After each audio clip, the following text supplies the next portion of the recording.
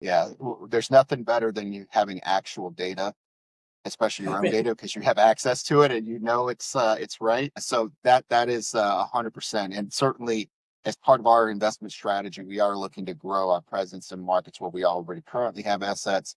One of those reasons being that, right? We have a much better data set to pull from, so we know how our stores are performing.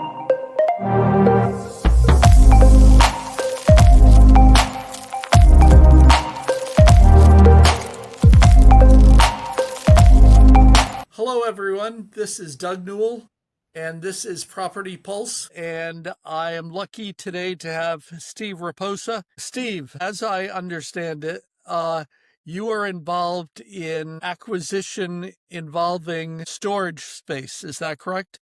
That's correct. Yes, sir. I do acquisitions for self-storage properties for a firm called Newell Storage Properties. Okay. Uh, First question that comes to mind, are you acquiring established storage space or finding new places? So we are actively acquiring open and operating facilities. They can be from just opening, we call that a certificate of occupancy deal, where they just opened, all the way up through a stabilized asset.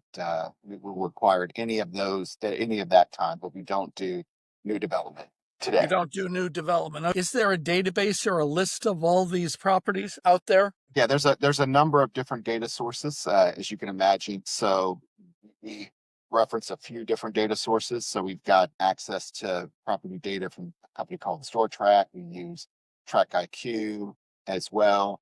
And then we will dive into more ownership parcel data through Economy. So yeah, we kind of parcel a lot of different data sources to try to find the opportunities. Does that include any occupancy data or revenue data or something like that that might? If only it were true. If only that were true. Yes, I come from the world of hotels, Doug, and Yes. if you're familiar with hotels and all, they have great reporting on revenue and occupancy data, and unfortunately, self storage does not contain the same. Okay. You can see rate data primarily through what's marketed in street rates, online rates, and those data source. A lot of those data sources do track that information.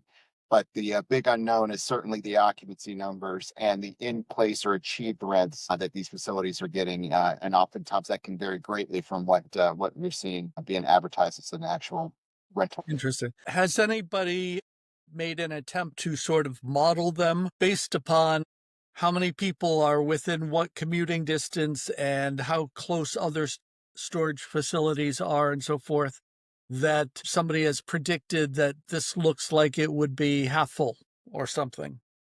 Yeah, I would say it's, at least it's not as cut and dry as that. We do use from a demand and supply ratio. The way we kind of forecast demand is really based on population relative to the amount of square footage available.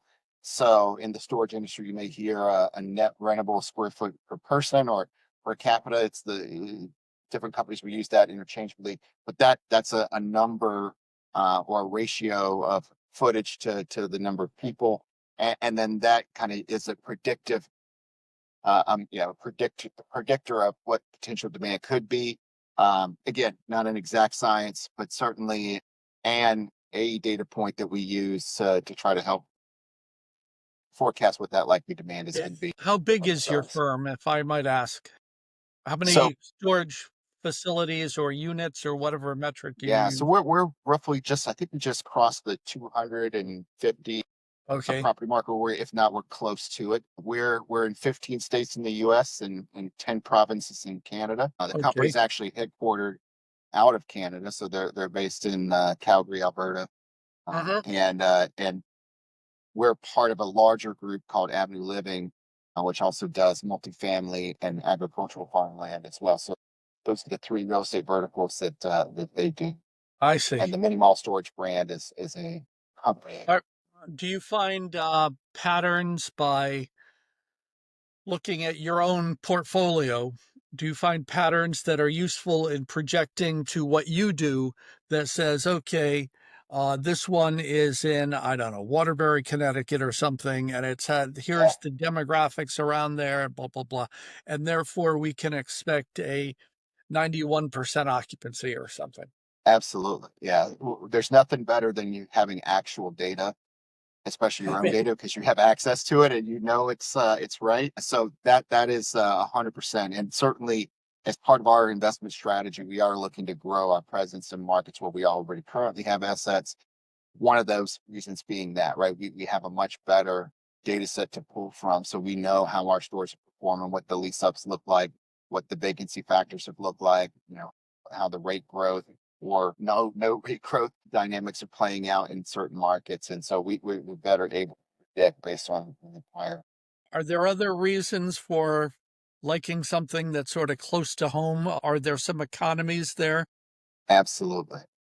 Yes, as you can imagine, operational efficiencies, spreading your labor costs, marketing costs, especially. So if you think about it, our labor and our marketing costs are two of the most highly variable and probably the most uncontrollable expenses. Well, controllable slash uncontrollable, depending on how you look at it, for this business outside of property taxes, insurance, which we all know are also a big drain on the expense line items. But yes, those two factors are significant on our operating expenses. So if we can have more assets together, we can reduce our overall labor and overall marketing costs. That makes us highly efficient. It makes the Got it. sum of the parts better than the individual parts, right? Great, great. I look at things from sort of an economist perspective. That's my training, and trying to work the business model. You'll see it going on in my head as we talk here. Absolutely. How many of these facilities are there out there for you to search? Absolutely. Well, the industry just in the US, roughly, I think it's around 55,000 self storage facilities, of which there are, as you probably know, there are a handful of large publicly traded REITs that pretty much dominate the industry. Extra Space, Public Storage, CubeSmart, a new entrant, Smart Stop, just went public not too long ago. NSA. So those groups combined probably own or control, operate, manage roughly about 30% of that Do they ever sell 55,000. to you? Their managed properties tend to. So the properties that they manage for others do come on the market, and we have actually bought assets that were managed by them that they didn't either buy, or we were able to outbid them on the acquisition. But the REITs, what they own, they typically don't sell. Most of those self storage REITs don't sell those properties. They're long term holders. But outside of that, so you can take that 30%, 25% to 30% of the market. The rest of it is very fragmented. A lot of large operators, all the way down to smaller operators. And then, as you can imagine, depending on the size and the amount of investment, that will dictate the types of owners that you will get. So, we tend to look for a little bit larger properties now. We kind of transitioned to more of that class A, bigger facilities, 40, 50,000 net rentable facilities. And that really does kind of elevate the amount, the owners are usually larger groups or bigger institutional groups, things like that, that are, heading an exit strategy. Do you ever manage or do you only buy to own?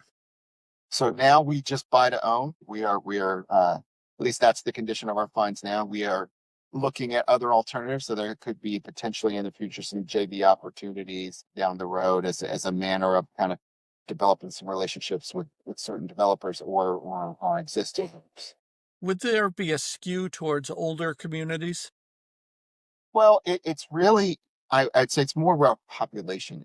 And so if you look at, there's generally a correlation between the number of properties and obviously the size of the properties relative to the population. As we mentioned, that's how we're one of the biggest ways we track demand and supply ratio, right? So you'll see a lot more concentration of larger facilities and more of them in your bigger, densely populated areas, right? And even the suburbs around it. So for example, pick a market like Charlotte. Well, Charlotte has a lot, but if you look at all of the little bedroom side, communities to the north, the east, south, and west of it, you'll see a lot of population lives out there. So you'll see corresponding a lot more storage out there.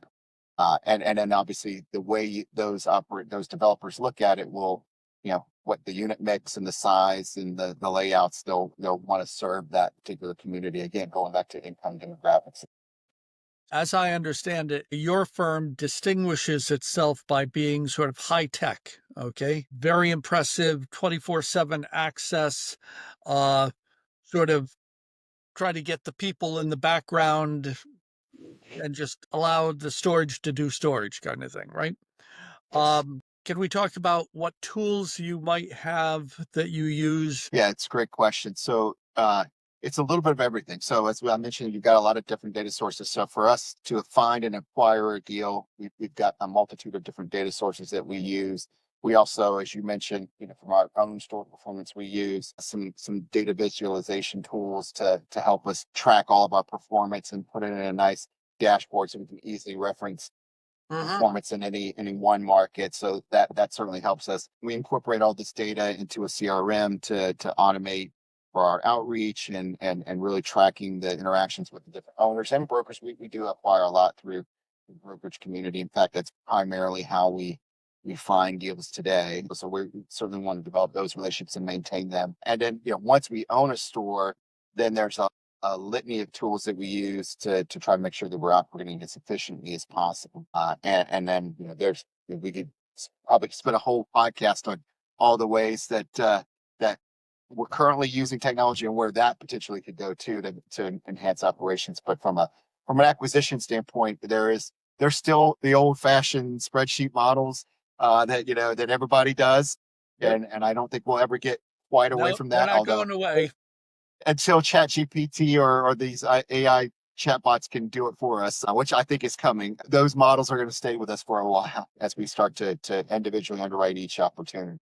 How old's your company? So, well, Avenue Living's been around, I think, since the late '70s. So they've been Okay. in the multifamily space and pretty well known in Canada. So the Avenue Living brand is certainly much larger in Canada than it is in the U.S. We do have a bit of a presence here in the U.S. as well on the multifamily side. Mall storage properties is just over 5 years old, so the company decided to really get into this vertical.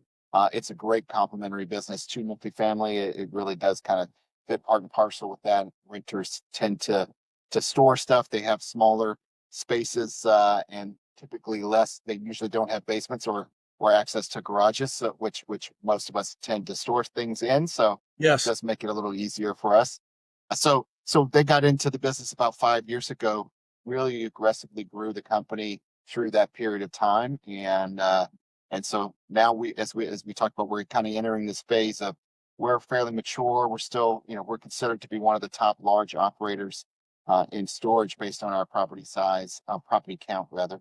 And so now it's that strategic shift of really filling in those markets where we exist currently to make that to get those operational efficiencies that we talked about, and then obviously continue to grow and improve the overall portfolio by really investing in more Class A, Class B type facilities. If I'm a renter in Charlotte, how do you decide whether to target me with communications or not? Good questions. I certainly I don't have the inside scoop on how all the marketing sausage is made, but but obviously we do work a lot with Google. They're the 800-pound gorilla in the room, right? As everybody knows, and so most of our marketing spend and focus is on Google to generate leads to our specific sites Okay. website. So we have a brand website, and obviously every location is individually listed on there. And so if you are searching for storage near one of our properties, right? If Yes. we want to be in that top search algorithm, get you to come onto the website. And that's where we try to at least get that Got it. lead capture. And from there, once you're in the ecosystem, it's the property managers tend to do a lot of that outreach. So we're committed to trying to reach out to you as quickly as we can to get you a reservation confirmed, to get you to come in or to complete the lease online and then schedule your event. So it's a very quick process. How do you view your job going to change in the next, I don't know, 3 or 5 years or something? Changes are coming to everything. 100%. But How about to you? As you mentioned, there's a multitude of different data sources, compiling all that and really analyzing that, putting that into a clear, coherent recommendation. I think a lot of that's going to go the way of AI, and that's certainly going to reduce the need from the analyst perspective and really change, what we do. I think also, as you mentioned, kind of finding the opportunities, scouring the markets as we get more, our buy box more clearly defined and that data points set. I think AI can do a really good job of exactly that, pulling all right, here are all of the different properties that might meet your criteria and layering in, like I said, who owns it, make the job of that outreach a little bit easier. And so I certainly see that I think that's right around the corner. If it's not already here, it's certainly around the corner. I think from the really from my side, I think it's just that frees you up to be more diving into the markets, going visiting the sites, really Yes, doing the relationship building, and freeing up your acquisitions folks to be more out front and not so much into the weeds of the data collection, research, and analysis. is there any reason that an owner would keep close to the vest things like their occupancy rate or things like that? There he is. It's particularly the big companies, right? So, working with the big institutions, because there's a lot of value in knowing how occupied and what the demand looks like. You know, when they go in and purchase a property or build a facility or even manage a facility, they have a great insight into what the occupancy in the market is doing because they own so much of it. Yes, And so that's a good proxy for them. Whereas if we're entering a new market, we don't have that data. Everything is an estimation. So understanding where your property is going to stabilize is really going to impact the overall revenue potential in that property, and of course, what the return is going to look like. And so, I see. we could and under we could underpay or overpay, and we may not be as competitive based on that. Whereas they have a competitive advantage because they know, for example, public storage and extra space, they know that they're going to be in the 90% range because all their properties are in the 90% range. So they can underwrite to that very simply, very easily, and Yes. and make a much better offer in many cases than we can if we All the more don't know reason where for that's going to be. somebody to all the more reason for somebody to collect all this data That's so that correct. you're not at a disadvantage. In the US, are you East Coast or near Alberta, kind of going down from So there in the or in the U.S., we're primarily Midwest and Southeast. Yeah, okay. we're pretty much we don't go any further than Kansas right now on the western side of the U.S. And then we're pretty much from the Carolinas down in the south, and then over into Midwest, Ohio, Kentucky, West Virginia, things like.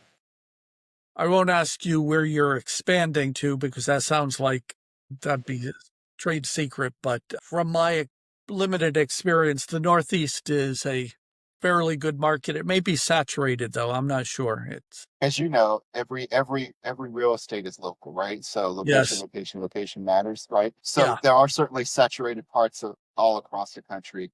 I do like the Northeast. I think it's certainly an area that we are looking at. I like the Mid Atlantic as well. Your DC region is certainly high population, a lot of economic growth there. Obviously, a lot of influence there.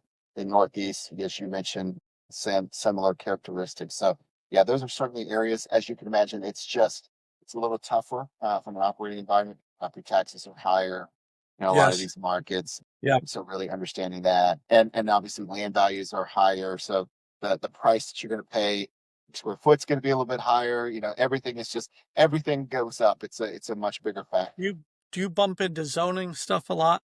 We can, yeah, we can. I You mean, just get as I mentioned, commercial we don't. zoning, is that it? Well, every jurisdiction is a little bit different. How they look at self storage. So sometimes jurisdictions will lump self storage in an overall commercial zone, Okay. and it might, then some might require a special use permit or a conditional use permit as part of that. Some have a carve out specifically for self storage, so you can find areas where self storage is its own classification and it's by right, but still you still have to meet permit requirements. Fortunately, because we buy existing we don't really run into that. Now we do some value adds, and we will do some expansions, and sometimes you can butt up against the current zoning rules, and if you want to expand or add to your property. So that does come into play from time to time, but not to the level that obviously a land development. Yeah. Yeah. Got it. Do you have a team working with you, or are you the guy as far as We do. acquiring So we have a senior vice president that I report to that heads up our acquisitions, and I work with him directly. And we have a couple of analysts, and then the firm has an investments team. It's kind of a secondary team to our side. So they really dive into more of the financial analysis. So they do help us with some underwriting and analysis, and then obviously the due diligence pieces. So they coordinate a Yeah, lot of that I've due seen the diligence. equivalent on the residential side.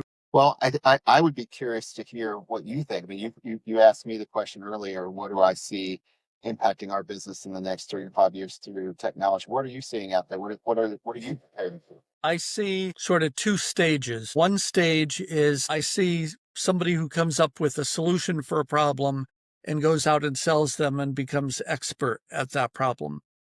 Then in a second stage, I see sort of the money men stepping in and buying that company and their solution to that problem and putting it together into a portfolio where, uh, you know, one, you flip a switch and you're out of the aggregation mode and you're into evaluation mode, or attacking different problems. So I think that in the next 5 years in your area, we're going to see that first level of people offering you, okay, we can help you find great properties or something. And then somebody else will, hey, we can help you put a valuation on those properties based on all this stuff. Then maybe 3 or 5 years, somebody's going to buy those two, put them together, put a common interface on it so that you can log into one place one time, or you leave it logged in and you can